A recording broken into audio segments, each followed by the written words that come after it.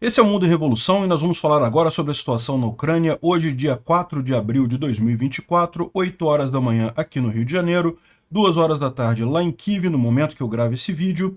Os russos fizeram um ataque covarde com drone Shahid aqui em Kharkiv. Kharkiv, como fica muito perto da fronteira com a Rússia, acabou sendo atingida em cheio e o pior, eles fizeram um ataque com um drone, mataram um civil num prédio residencial e daí os bombeiros da cidade foram todos lá para resgatar os civis e aí eles lançaram mais 3 drones no mesmo lugar, matando um monte de bombeiros ucranianos ali em Kharkiv, um absurdo completo, um crime de guerra totalmente sem necessidade, né?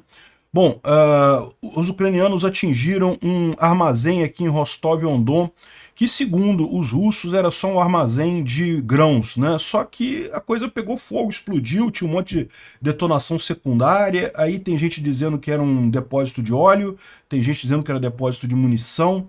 Vamos ver o que foi aqui, mas teve ataque ucraniano aqui em Rostov-on-Don, né?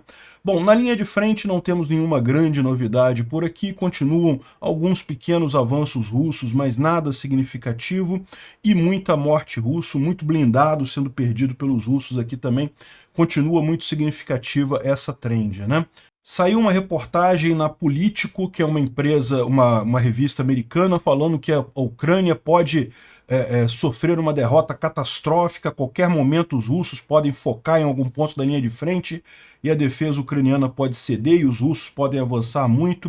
Essa manchete foi repercutida pelo Elon Musk, né? Lógico, os russetes adoraram isso.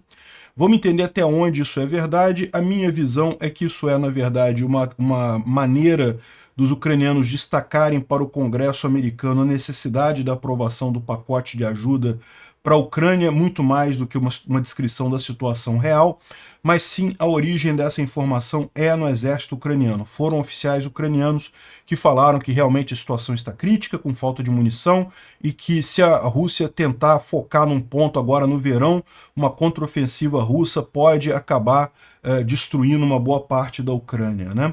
E vamos falar um pouco mais também sobre aquela questão da síndrome de Havana, que o Christo Grozev, que é do Bellingcat, né, um outro órgão de investigação independente ali da Bulgária, ele trouxe mais um monte de informação sobre isso. Bem interessante a thread dele. Vamos falar sobre essas e outras notícias em detalhes. Essas notícias foram sugeridas por Peter Dá um Trato na Minha Sogra, Bacamarte Pereira e várias outras pessoas. Obrigado ao pessoal que sugeriu notícias lá no nosso site, no wrevolving.com. E obrigado a você que está assistindo o nosso vídeo. Se você gosta do nosso conteúdo, por favor, deixe o seu like e se inscreva aqui no canal, né? Pois bem, vamos começar aqui com a covardia russa. Os russos lançaram um ataque com drone Shahid na cidade de Kharkiv, e dos 20 drones lançados, apenas 11 foram derrubados pela defesa antiaérea. O motivo da taxa de acerto ser tão baixa é justamente porque se trata de uma cidade que fica muito próximo da fronteira com a Rússia, então a defesa antiaérea ucraniana tem pouco tempo para detectar e derrubar os drones aqui, né? Então a eficácia fica menor, né? Também é um problema para a Ucrânia o fato de que, sem a ajuda dos Estados Unidos, a quantidade de defesa antiaérea está diminuindo, né? Ou seja, a capacidade de defesa antiaérea ucraniana está diminuindo. Isso tende a resolver assim que essa situação se normalizar, mas por hora a gente vê esses problemas, né? Ainda teve muita coisa aqui. E o pior foi aqui está a explicação do Zelensky. O ataque cínico foi feito contra os bombeiros que estavam lá no lugar, né? Houve um primeiro ataque num prédio de apartamentos, um prédio totalmente residencial, com 3 Shahids, aí depois, quando os bombeiros chegaram, os terroristas atacaram novamente. 4 pessoas acabaram mortas, entre eles estavam os bombeiros, ele dá o nome dos bombeiros aqui, e um civil que também foi morto ali, e ele fala com tristeza disso, e tem uma cena aqui que é uma cena realmente muito triste. Esse cara aqui é um bombeiro, é filho de um dos bombeiros que foi morto. Ele acabou sendo destacado, eles não sabiam quem tinha sido morto na primeira leva. Ele acabou encontrando o próprio pai morto quando foi resgatar a equipe de bombeiros que foi antes lá no prédio. Uma situação muito triste. Aqui estão os colegas dele confortando ele. Realmente uma situação absurda isso, né? Uma tristeza muito grande. Bom, os ucranianos atingiram um terminal de grãos em Rostov-on-Don, né? Então tá aqui uma coluna de fumaça muito grande. Terminal de grãos pega fogo, né? Vocês sabem, até explode grãos, para quem não sabe, tem capacidade de explodir também. Mas o que a gente vê aqui é uma grande coluna de fumaça preta. Dá para ver que tá aqui o incêndio, que tem algumas explosões adicionais aqui, né? Mas até aí pode ser também de grãos, porque grãos podem explodir também. Mas o que o pessoal está apontando é que pelo barulho, esse vídeo aqui está sem som. Mas a gente vai ver alguns vídeos aqui que mostram que pelo barulho era outra coisa ali, ó. Então tem mais imagens aqui, imagens mais próximas aqui, ó.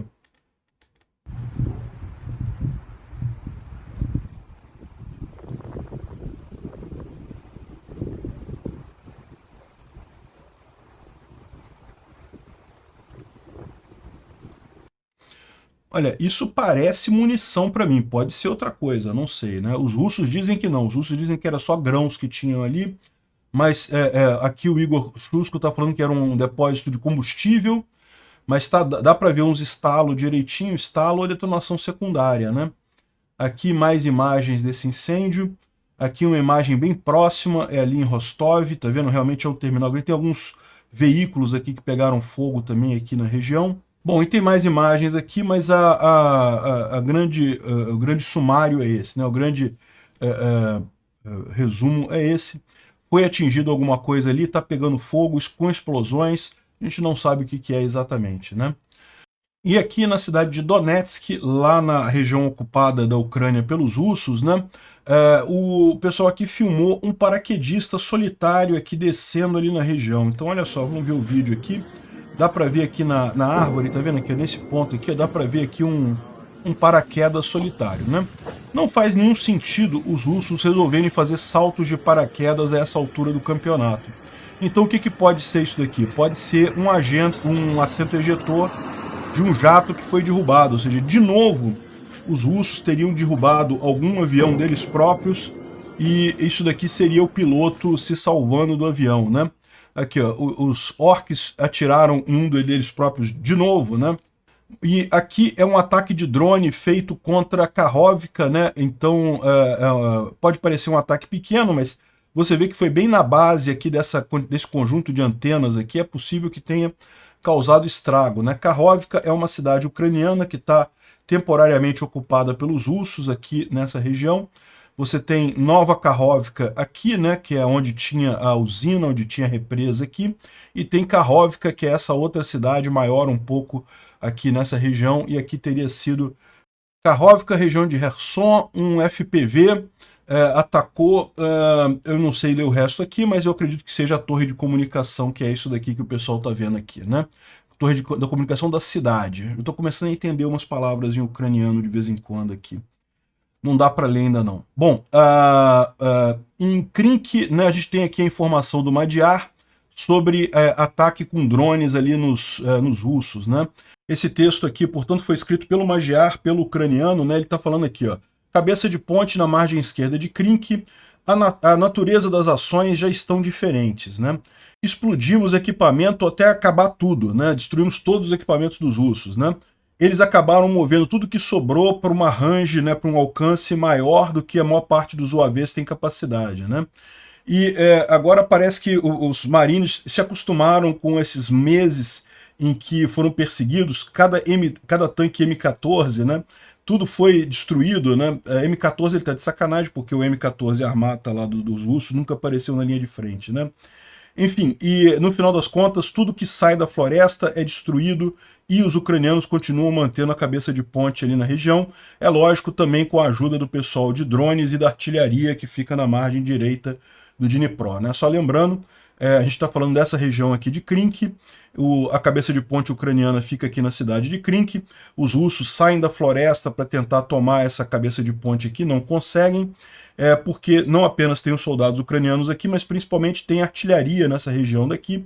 Essa margem direita aqui, que é ocupada pelos ucranianos, ela é mais alta, então tem uma vantagem muito grande sobre essa área aqui de Krink, e com isso os russos se destroem com muita facilidade ali, né?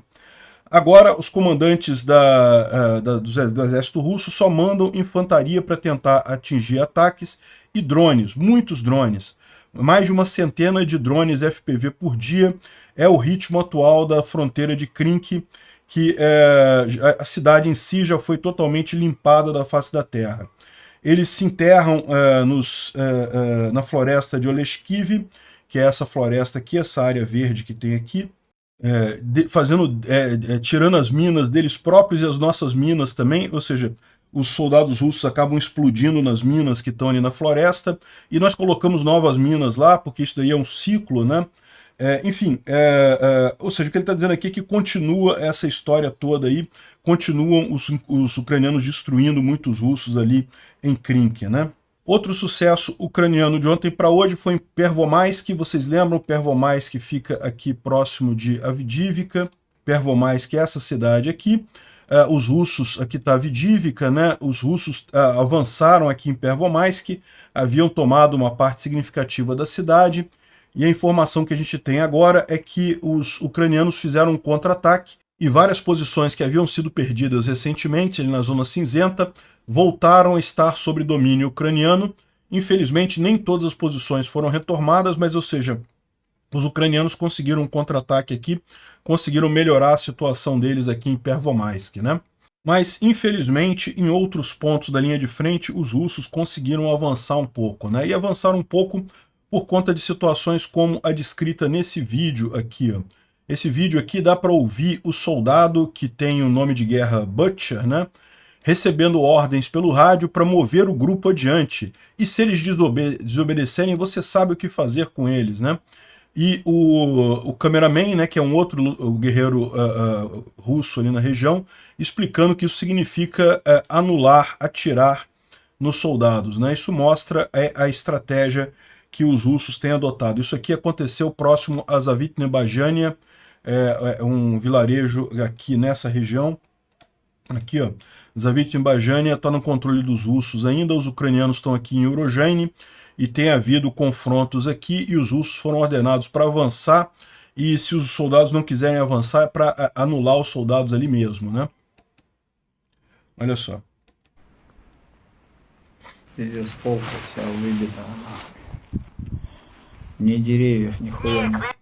Ele falando, primeiro o soldado falando, olha só, situação terrível, não tem nada, não tem árvore, não tem nada. Como é que a gente vai avançar aqui se não tem nem onde se esconder, um terreno aberto, né? Aí vem o rádio aqui, Butcher é açougueiro, né? É o nome de guerra dele, né? Não sente aí com eles, deem eles a ordem, deem a ordem.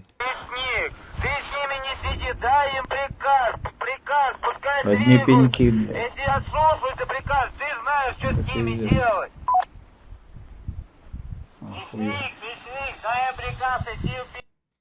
Mais uma vez, Butcher, dê a ordem para moverem adiante, tem que mover adiante. E o cara falando, caramba, vou mover como? Não tem uma árvore, não tem nada aqui, vou sair andando em campo aberto, né? Se eles desobedecerem, você sabe o que fazer com eles. говорят, если ослушаются, знаешь, что с ними делать, обнулировать. Aí o cinegrafista fala aqui, ó, se eles desobedecerem, você sabe o que fazer com eles, atire neles, né, mate eles. Ou seja, é a estratégia que os russos estão usando para forçar os soldados na linha de frente a avançarem em qualquer condição. Aqui, olha só, realmente se avançar nessa situação aqui, você vai morrer, não tem alternativa aqui, não tem um ponto para você se esconder aqui, né?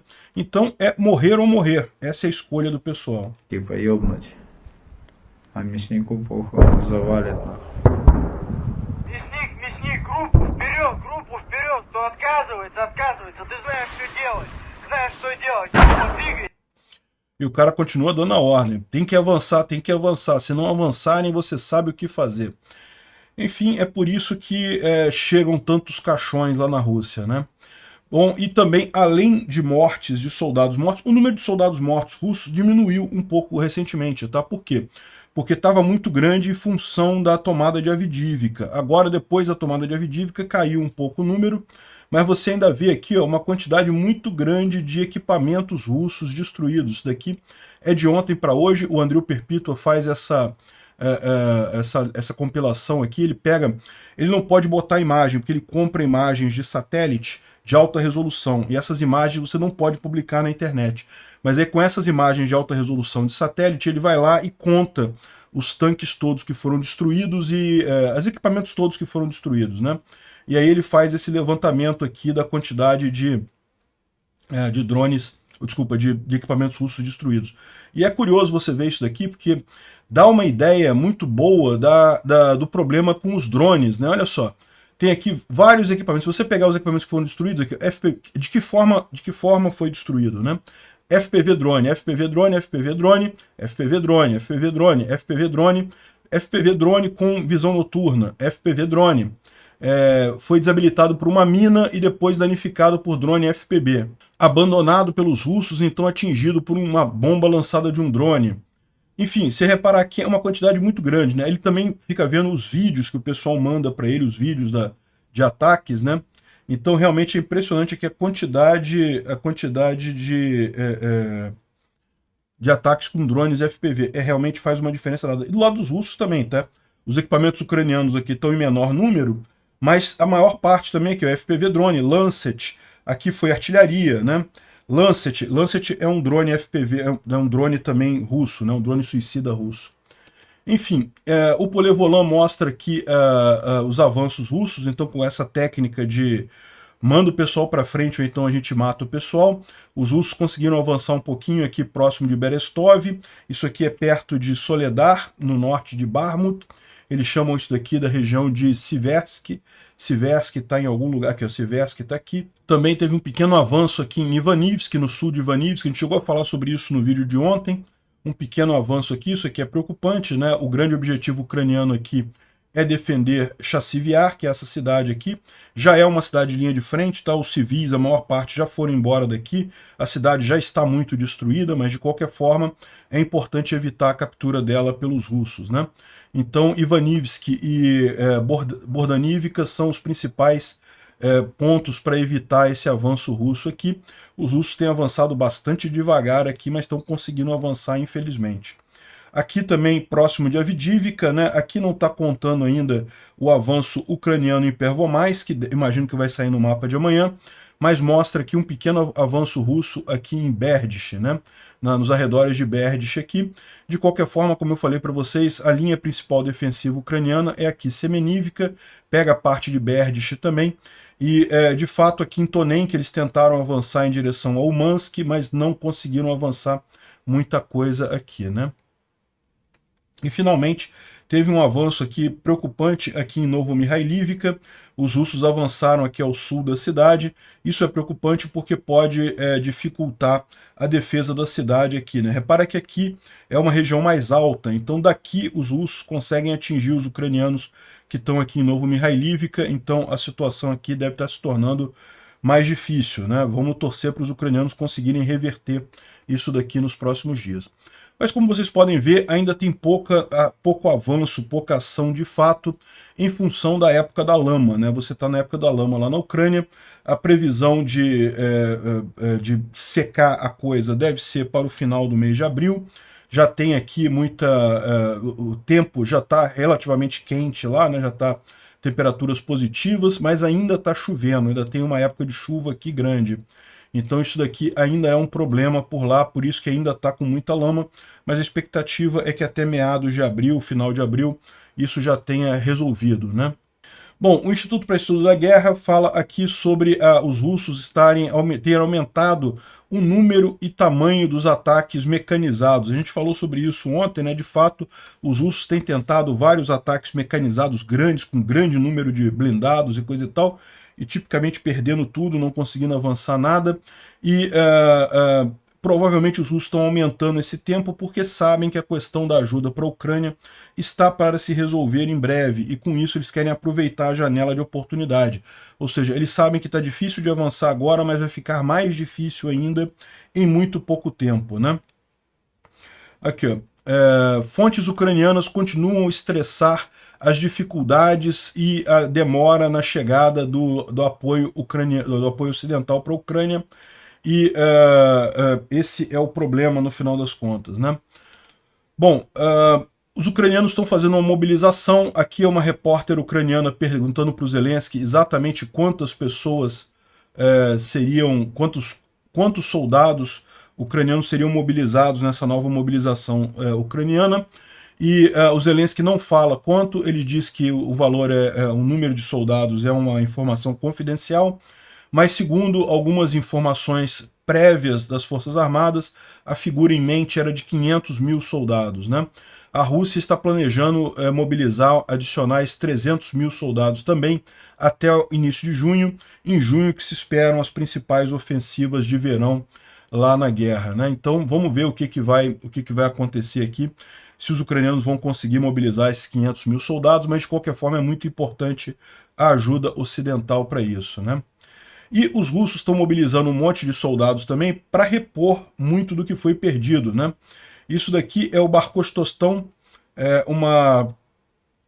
a Bashkira, né? Bashkira, acho que é melhor de falar, é uma região aqui da Rússia, que inclusive é uma república separatista, o pessoal quer se separar da Rússia como um todo, fica aqui, ó, é justamente essa região toda aqui que tem Ufa e coisa e tal, é o Barkostostão, e aqui, ó, Bashkiria, e aqui chegaram os caminhões do exército russo trazendo de volta um monte de jovens bashkiris para a família deles lá de volta, e o pessoal está realmente preocupado porque a quantidade muito grande é o pessoal que ajudou a tomar a Avdiivka aí, ó, que foi nos ataques que se voltar é morto pela própria tropa.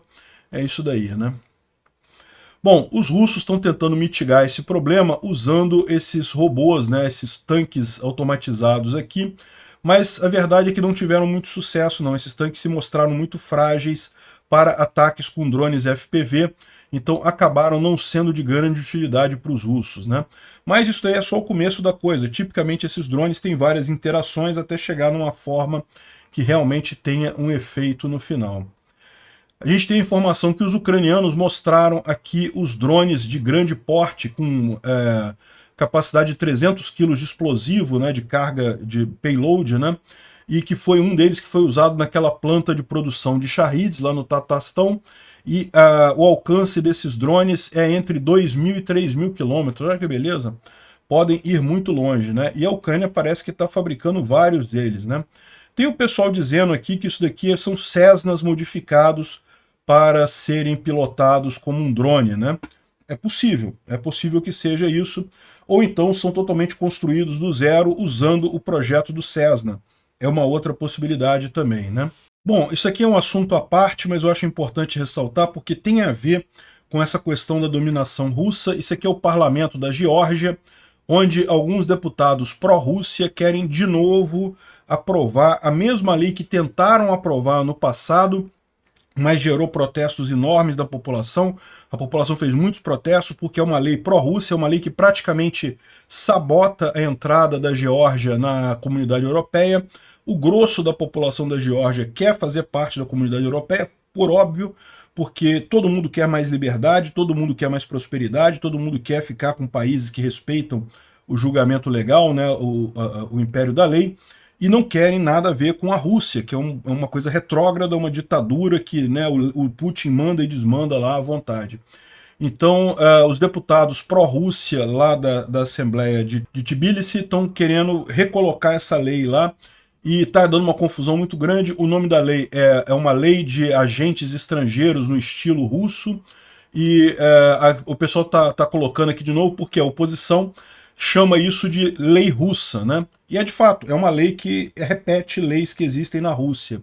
E aí o Speaker of the House lá, o presidente da Câmara lá, está dizendo que não pode usar o nome lei russa e coisa e tal, que é lei de agentes estrangeiros e coisa e tal. Estão tentando de novo passar essa lei lá, são esperados grandes protestos ali na Geórgia. A Geórgia é um país que está na mesma situação da Ucrânia, tentando se livrar desse passado russo, né? O Elon Musk falou aqui sobre profecias sombrias, aqui segundo o antagonista, que a Ucrânia corre um grande risco de colapso das linhas de frente. De acordo com oficiais ucranianos de alta patente, coisa e tal, o quadro militar é sombrio e os generais russos poderão ter sucesso onde quer que decidam se concentrar na próxima ofensiva, né? Saiu também aqui na Político, a Ucrânia está em grande risco de colapsar as linhas de frente, de acordo com oficiais de alto ranking ucranianos e coisa e tal. A imagem é muito dura e coisa e tal. Mas até o próprio antagonista aqui fala que aqui, ó, obviamente os avisos de Zelensky fazem parte do esforço diplomático para liberar a ajuda militar que suas forças tanto necessitam e que carecem há meses. Mas a triste verdade é que mesmo que o pacote seja aprovado pelo Congresso americano, um reabastecimento massivo pode não ser o suficiente para evitar uma grande perturbação no campo de batalha. Isso daqui ele já está colocando por conta própria, né? Na verdade, essa situação toda está sendo pintada pior do que realmente é. Não tenho dúvida, a Ucrânia está com dificuldades, né? Está sentindo falta principalmente de defesas antiaéreas, mas consegue se segurar muito bem. A decisão deles de deixar os russos avançarem em alguns pontos, como a gente explicou, é exatamente para poupar os soldados ucranianos, poupar os recursos ucranianos para ações mais adiante, quando tiver realmente vantagem em termos de equipamentos ocidentais, né? Então, as Russettes estão querendo usar esse ponto como sendo, não, acabou, a Ucrânia morreu e coisa e tal, mas isso daqui é propaganda ucraniana para favorecer a aprovação do pacote de ajuda.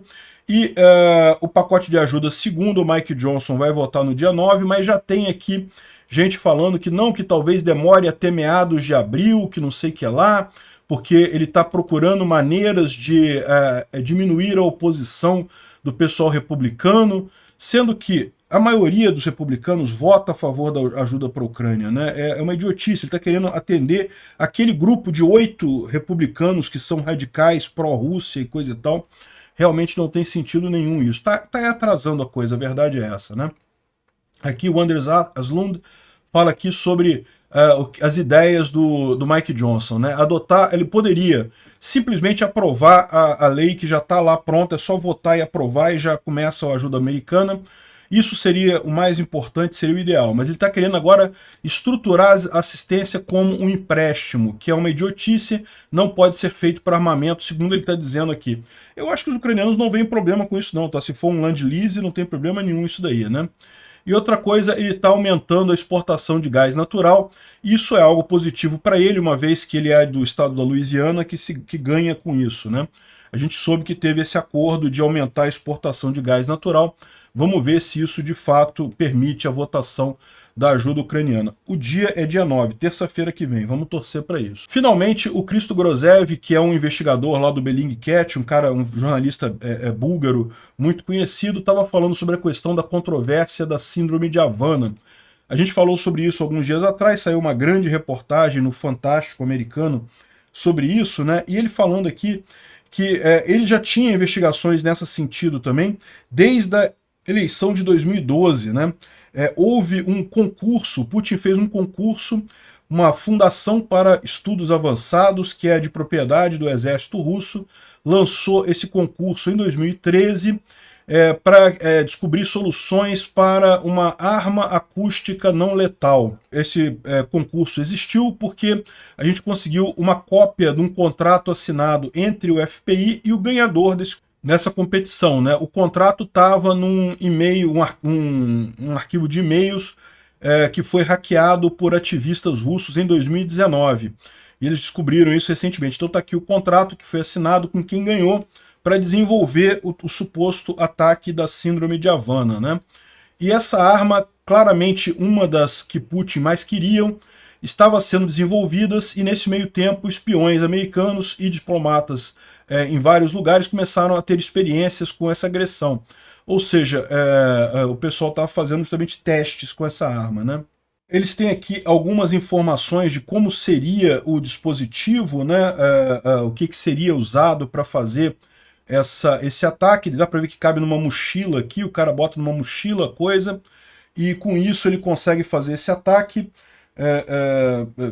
Realmente uma coisa aqui que a visão deles desse ataque, né? Então, os russos têm motivo, têm meios e teve oportunidade. Então, no final das contas, não dá para provar que a unidade 29155 de fato causou os acidentes da síndrome de Havana, mas eles têm motivos, meios e oportunidade. Então, pode ser que sim, é uma hipótese que está em aberto, é uma hipótese provável, né? Obrigado por assistir o vídeo até o final. Se gostou do conteúdo, não esqueça de deixar o seu like, isso ajuda o canal a crescer e a chegar para mais gente. Se não gostou, deixe o dislike e explique nos comentários como podemos melhorar. Comente também sugestões de temas que podemos trazer por aqui. Comentários insultuosos ou defendendo ditaduras e criminosos de guerra serão sumariamente bloqueados. Agradeço a compreensão. Se ainda não é inscrito no canal, considere se inscrever clicando no botão inscrever-se abaixo e marcando a campainha para todos os avisos. Se quiser ajudar o canal, veja no nosso site como você pode fazer isso.